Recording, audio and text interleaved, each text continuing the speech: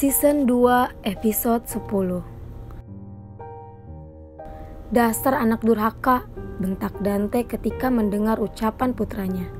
Ia murka dan kali ini tidak ada pengampunan sedikit pun. Zavon pun demikian, tidak ada ketakutan sama sekali yang terpancar dari matanya. Ia seakan menantang Dante. Itu semua juga karena ada Danita yang mendukungnya. Dante ingin lebih marah dari ini. Tapi dia sudah berjanji untuk tidak menyakiti putranya. Ia sudah menjanjikan hal itu pada istrinya. Sekarang papa tidak mau peduli lagi. Terserah kamu mau memanggil perempuan di sampingmu ini sebagai mama atau tidak. Papa tidak peduli. Pada akhirnya, kamu hanya menyakiti perasaan papa dan mama saja. Kamu masih kecil, tidak seharusnya kamu menyakiti kedua orang tuamu. Amarah Dante keluar dari kamar Zavon. Ia menutup pintu dengan kasar sampai rasanya pintu itu ingin lari dari tempatnya. Tetap ketatkan penjagaan, jangan sampai lengah. Putraku sudah terhasut oleh mereka, perintah Dante pada anak buahnya. Ia masuk ke dalam kamarnya, membiarkan dirinya sendiri lagi dalam keheningan. Cukup lama menatap kamarnya membuatnya gusar. Sampai kapan semua ini terjadi? Aku juga lelah, Ana. Aku kuat karena kamu, karena anak-anak kita. Sejatinya aku juga lemah. Gumam Dante pelan, melempar tubuhnya ke ranjang tanpa melepas sepatunya. Air matanya mengalir membasahi bantalnya, mengingat sekilas perjalanan ke Jakarta. Ada keraguan antara tetap menemani istrinya atau pulang dengan kesendirian yang tak bertepi. Beberapa jam yang lalu, istriku sudah makan atau belum? Tanya Dante. Sepanjang perjalanan ia khawatir, meninggalkan istrinya dengan amarah, bahkan tanpa mengatakan padanya terlebih dahulu kalau ia akan pulang. Ia pergi begitu aja. Sekarang kami tidak bisa masuk, Tuan. Pintu terkunci, tapi tidak ada tanda-tanda kerusuhan dari dapur. Sepertinya Ibu Cinta ada di kamarnya, lapor salah satu anak buah Dante. Sekali lagi, Dante kecewa pada dirinya sendiri. Ia merasa bersalah, tidak memastikan semuanya baik-baik aja dulu baru meninggalkan rumah. Jika sudah seperti ini, ialah yang akan lelah memikirkan apakah istrinya akan baik-baik aja atau sedang dalam keadaan yang khawatir. Saya tidak mau tahu, terserah kalian mau dobrak saja pintu itu atau bagaimana. Tapi intinya, pastikan keadaan istri saya sekarang, bentak Dante. Suaranya ikut menggema, seiring dengan semerautnya suara jalanan kota. Baik, Tuan. Cepat, dobrak pintu itu, ucapnya memerintahkan temannya yang lain. Dua orang sudah bersiap untuk mendobrak pintu itu, menyiapkan fisik yang kuat, memposisikan dirinya sebaik mungkin dan siap menerjang kuatnya pintu rumah ini. Langkah sudah sangat siap, akan tetapi pintu langsung terbuka. Cinta keluar, tatapannya dingin menghadap beberapa anak buah Dante yang masih berjaga di rumahnya. Berikan ponsel itu, aku akan bicara dengannya, ujar Cinta, mengendahkan tangannya, meminta ponsel anak buahnya yang sudah tersambung dengan Dante. Ini Bu, saya tetap di dalam, tolong jangan ganggu saya. Kalaupun nanti saya perlu, saya sendiri yang akan memanggil kalian, ucap Cinta, menutup pintu itu kembali. Ia menempelkan ponsel itu di telinganya, menunggu Dante mengatakan sesuatu lebih dulu. Ia berjalan ke dapur lagi, tepatnya di hadapan beberapa pisau tajam itu. Ana, panggil Dante. Cinta tidak menjawabnya.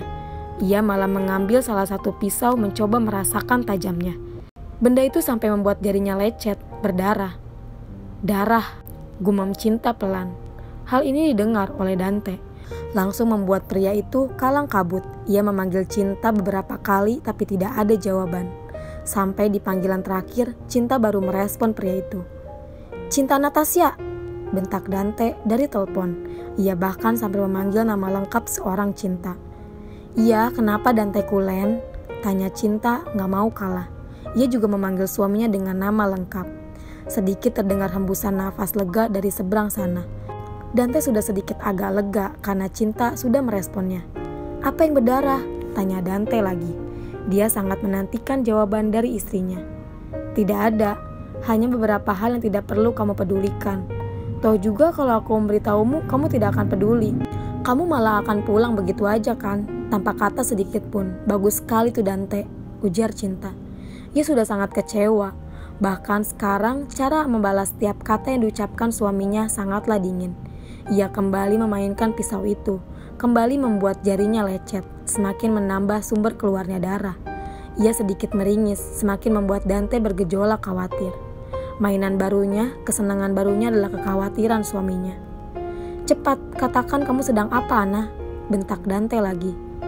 "Jangan buat aku terlalu khawatir dan menyesali kepulanganku," ujarnya pelan, sedikit menurunkan nada bicaranya. Dante seperti diuji oleh dua orang terkasihnya, baik dari putranya ataupun dari istrinya. "Ini sangat menyenangkan sekali, sayang," ujar Cinta terdengar begitu senang. "Apa yang sangat menyenangkan?" tanya Dante. "Darah," jawab Cinta singkat begitu cepat. "Jangan sakiti dirimu sendiri, sayang. Tolonglah, please," pinta Dante melemah.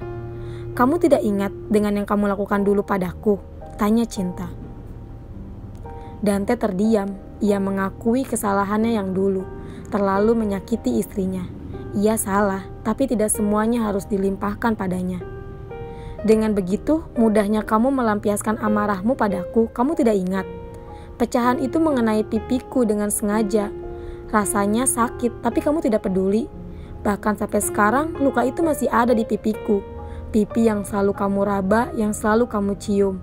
Sebelumnya sudah kamu tersakiti dulu. Kamu tidak mengingatnya?"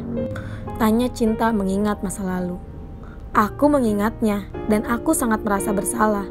Aku tahu itu sakit dan jangan coba-coba melakukan hal itu lagi pada dirimu sendiri." Dante sudah tidak bisa menahan dirinya. "Pantas aja kamu suka melukai seorang, Dante. Ini sangat menyenangkan." Cinta bukan seperti dirinya. Kini ia lebih suka melukai dirinya sendiri, membiarkan beberapa sayatan tipis di jemarinya, yang pada akhirnya akan menimbulkan suara ringisan saja. Suara itulah yang membuat Dante merasa semakin khawatir dan menyesali perbuatannya. "Stop lukai dirimu. Aku akan balik lagi ke rumah itu segera setelah memastikan Zafon. Aku janji aku akan pulang sebentar lagi untuk menemuimu," ujar Dante. Dia sudah menyuruh supirnya lebih cepat agar sampai di rumah dengan cepat pula. "Tidak perlu, Dante. Jangan terlalu terburu-buru. Nikmati aja perjalananmu dan nikmati kekecewaan dalam dirimu," ujar Cinta. Ia langsung mematikan panggilan dari Dante dan melempar ponsel itu ke meja. Langsung aja mengemut jarinya yang tadi terluka seraya air mata yang ikut keluar membasahi pipinya. "Berusaha kuat itu susah," gumam Cinta sesenggukan. Dante dibangunkan oleh Zafon ketika sudah tengah malam. Ia tidak menyalakan lampu di dalam kamarnya, membuat suasana menjadi begitu sepi. Zafon sendirian, tidak ditemani oleh siapapun, termasuk perempuan itu. "Iya, kenapa, Nak?" tanya Dante. Zafon naik ke atas ranjang, ikut berbaring dengan papanya. Dante memeluk putranya, melepaskan rasa bersalah akibat terlalu banyak membentak putranya. Meski bagaimanapun, ia masih menyayangi buah hatinya ini. "Zafon mau apa?" tanya Dante lagi. "Kok Zafon kepikiran Mama ya? Mama sehat kan, Pak? Mama gak akan pergi kan, Pak?" tanya Zafon tiba-tiba. Langsung Dante tidak bisa menahan tangisnya. Kepergian istrinya sepertinya adalah hal yang sangat sensitif baginya. Ia seperti anak kecil, menyembunyikan tangisnya di balik pelukan Zafon. Ia memeluk putranya erat, tidak membiarkan air matanya terlihat begitu jelas. Akan tetapi suaranya lebih memperjelas hal ini. "Kenapa kamu baru menanyakan Mama sekarang, Nak? Kenapa?" tanya Dante, suaranya terdengar sumbang. "Mama sudah terlanjur terluka, bahkan sampai membenci dirinya sendiri," ujar Dante pelan. "Tadi Zafon mimpi," gumam Zafon. Ia menatap langit-langit kamar kedua orang tuanya yang begitu gelap. "Mimpi Zafon apa?" tanya Dante. "Di mimpi, Zafon itu Mama pergi. Mama bawa dua adik kecil Zafon pergi. Mama hanya bilang kalau Zafon harus kuat. Zafon harus terus semangati Papa. Zafon harus jadi anak yang pintar. Tapi kenapa Zafon nangis ya di mimpi itu? Papa juga nangis," cerita Zafon polos. Dante semakin menangis. Tidak ada tombol stop untuk menghentikan air matanya. Terlebih suaranya seperti menyayat hati. "Mama tidak akan pergi, Nak.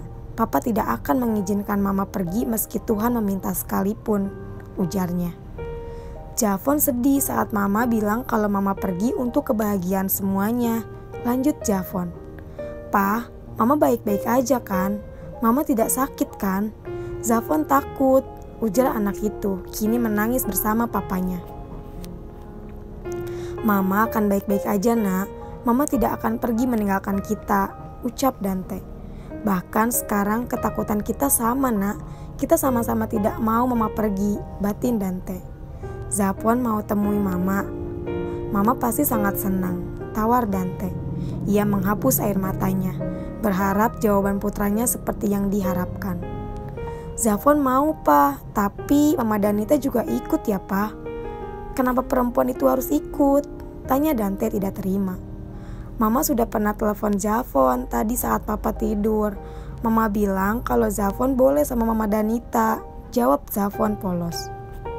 Kecewa tapi terpaksa, Dante mengiyakan ucapan putranya. Percaya atau tidaknya dengan ucapan Javon, selebihnya Dante juga merindukan istrinya dan memastikan perempuan itu dalam keadaan baik-baik aja. "Kalau begitu, ayo kita pergi besok. Ayo kita temui Mama dan adik kembar," ujar Dante. "Sekarang aja pa," ujar Javon. Hal ini semakin membuat Dante begitu semangat sehingga pria itu mengangguk dengan sangat cepat. Sepanjang malam, Cinta tidak bisa tidur. Ia sempat terlelap dan bermimpi, tapi hanya sebentar saja karena mimpi buruk yang dimimpikannya. Dalam mimpinya itu, ia melihat dirinya sendiri meninggal. Dante dan Javon menangisinya di sebuah ruangan yang tidak pernah diketahuinya. Ia hanya bisa melihat keduanya menangis tanpa bisa mengatakan apapun.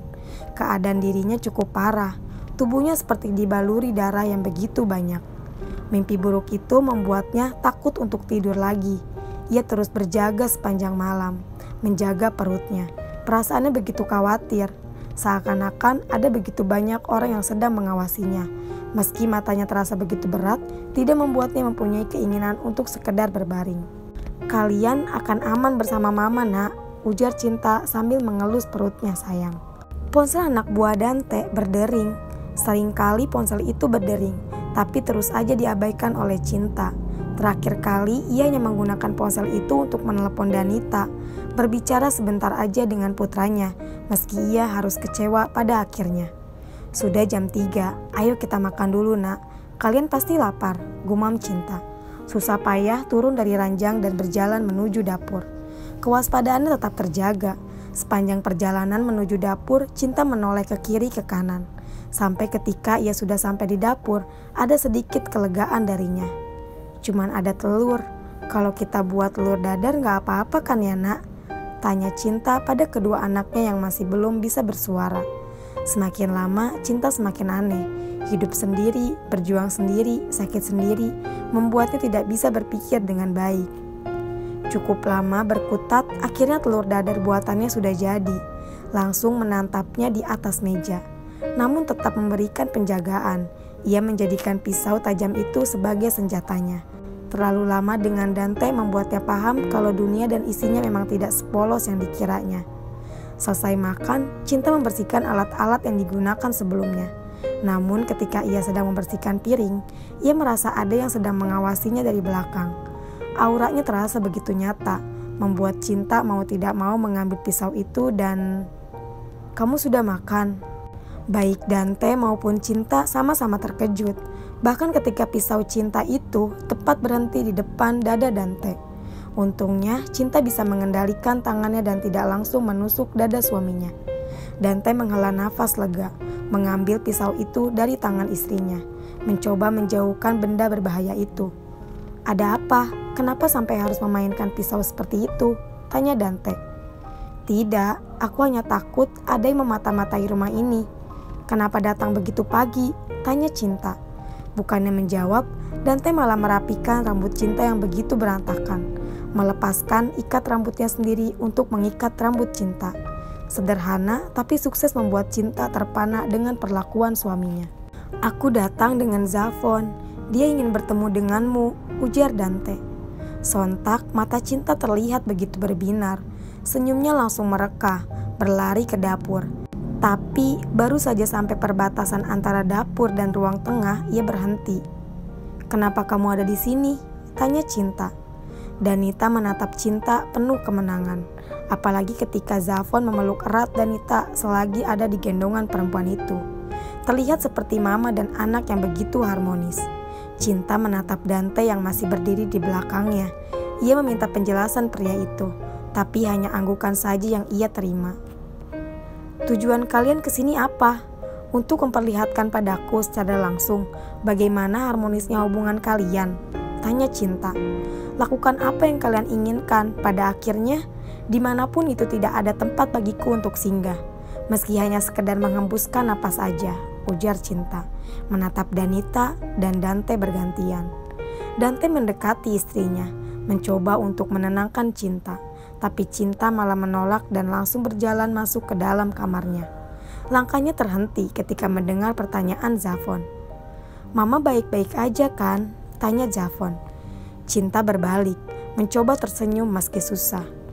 Tentu saja mama baik-baik aja. Apalagi ketika melihat Zafon bahagia seperti itu dengan Mama Danita. Mama lebih bahagia meski pada akhirnya kita tidak bisa bersama. Iya kan, Pak? Tanya Cinta. Cinta tidak menunggu Dante menjawab. Langsung masuk ke dalam kamarnya, menangis sendirian. Mama akan selalu bahagia, nak. Melihat kamu dan papa bahagia. Mama jauh lebih bahagia, ujar Cinta. Tenanglah sayang, kita akan jauh lebih bahagia dari kakak. Lebih tenang dari apapun definisi ketenangan yang ada di dunia ini, ujar Cinta mengelus perutnya.